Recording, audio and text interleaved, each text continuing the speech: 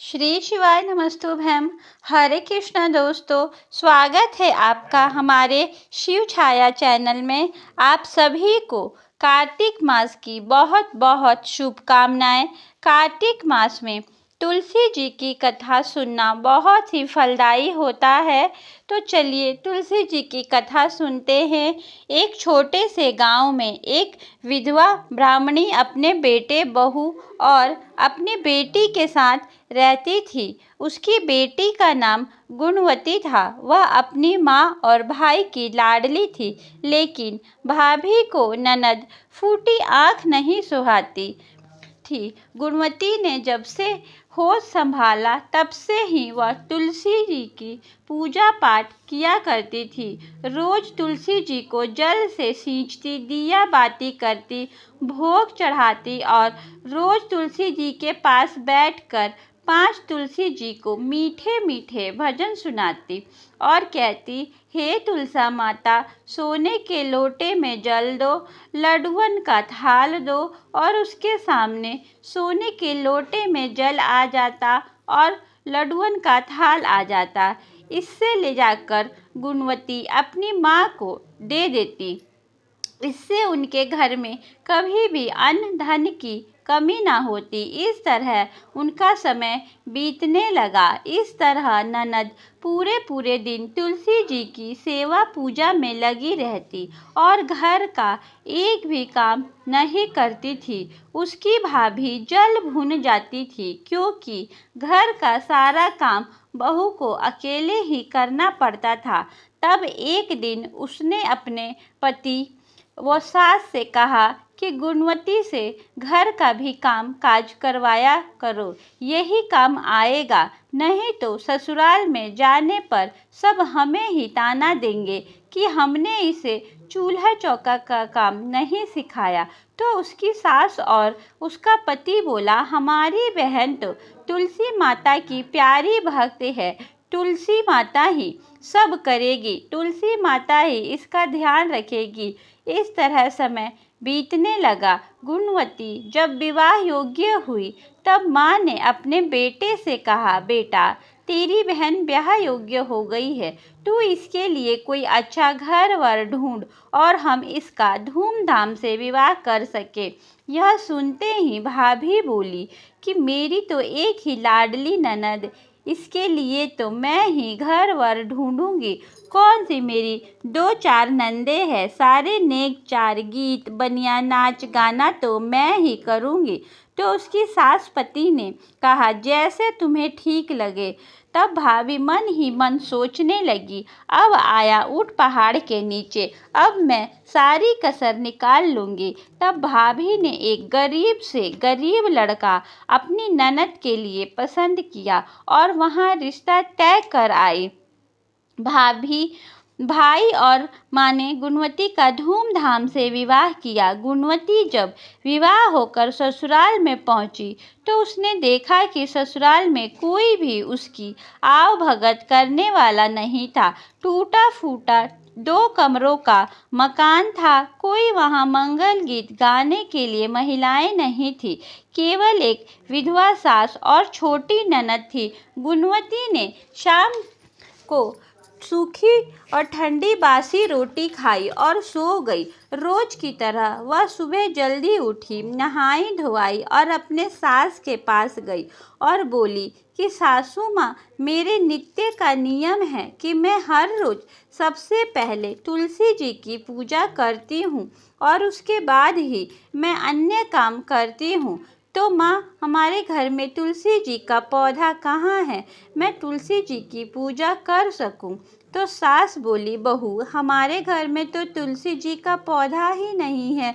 तुम अपनी ननद को साथ लेकर पड़ोस में चली जाओ, वहाँ तुलसी का पौधा है, तुम वहाँ पूजा कर आओ। तब गुणवती अपनी ननद के साथ पड़ोस में पूजा करने चली गई। वहाँ उसने तुलसी जी की पूजा करी। फिर हमेशा की तरह बोली, हे तुलसी माता, सोने के लोटे में जल दो, लड्डुअन का थाल दो। ऐसा कहते ही सोने के लोटे में जल आ गया, लड्डुअन का थाल आ गया। गुणवती ने दोनों सामान पड़ोसन को पाँव छूकर दे दिया। सोने का लोटा, लड्डुअन का थाल देखते ही पड़ोसन के मन में लालच आ गया। पड़ोसन नहीं बहू को आशीर्वाद देते हुए बोली, बहू तुम तो रोज यहाँ पूजा करने आ जाया करो। उसके बाद दोनों घर आ गई। घर आकर ननद ने अपनी माँ को सारी बातें बताई।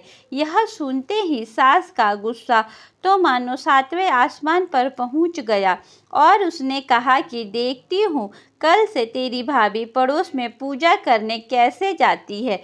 दूसरे दिन जब बहू ने वापस तुलसी जी की पूजा करने के लिए पड़ोस में जाने की आज्ञा मांगी तो सास जो पहले से ही गुस्से में थी उसने कहा, बहू कोई ज़रूरत नहीं है रोज रोज पड़ोस में जाने की। चुपचाप घर के काम काज में लग जाओ और तेरे ये मायके की रीति रिवाज यहाँ नहीं चलेंगे। कोई तुलसी पूजा नहीं होगी।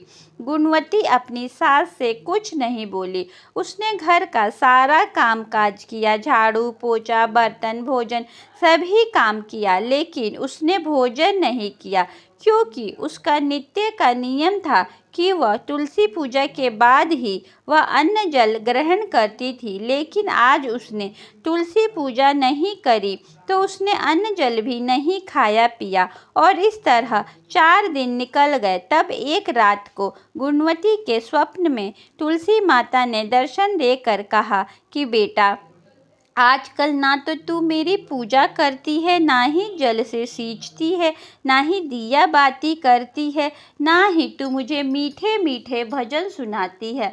तब गुणवती बोली, हे तुलसी माँ, मेरे ससुराल में तुलसी जी का पौधा ही नहीं है। सासू माँ मुझे पड़ोस में जाने नहीं देती, तो अब मैं क्या करूं? तब माँ तुलसा जी ने कहा, बेटी मैंने तेरे घर में अपना बसेरा बसा लिया है। ऐसा कहकर तुलसी माँ अंतर्ध्यान हो गई। तभी गुणवती की आंखें खुल गई। उसने उठकर घर के आंगन में देखा तो उसके घर में तुलसी का पौधा था। उसकी डालियों में सोने चांदी लटक रहे थे। गुणवती को खुशी का ठिकाना नहीं था।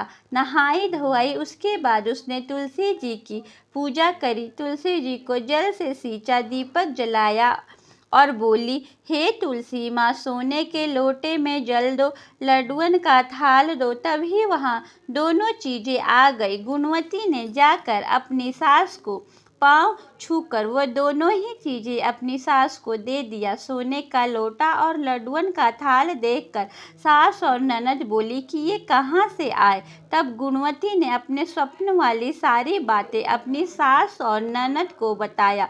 तब सास और ननद अपने घर के आंगन में दौड़कर तुलसी जी का पौधा देखने गई।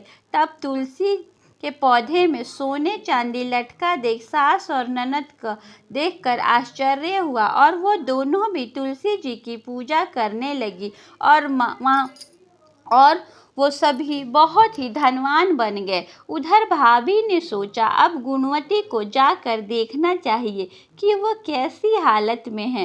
भाभी मन ही मन सोचने लगी, वह तो फटे पुराने कपड़े पहने होगी, ठंडी बासी रोटी खाती होगी। और भाभी अपने पति के साथ गुणवती के ससुराल गई। 2 कमरों के मकान के बदले वहाँ महल बना हुआ था।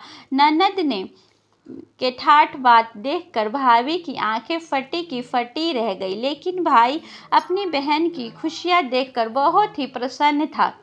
जय जय तुलसी माता। हे तुलसी माता, जैसे गुणवती को दिया वैसा सबको देना। कहानी सुनने वाले को, कहानी सुनाने वाले को, कहानी में हुंकारा भरने वाले को, सब पे अपनी कृपा बनाए रखना। जय तुलसी माता। अगर आपको वीडियो अच्छी लगी तो लाइक और कमेंट अवश्य करिएगा। श्री शिवाय नमस्तुभ्यम।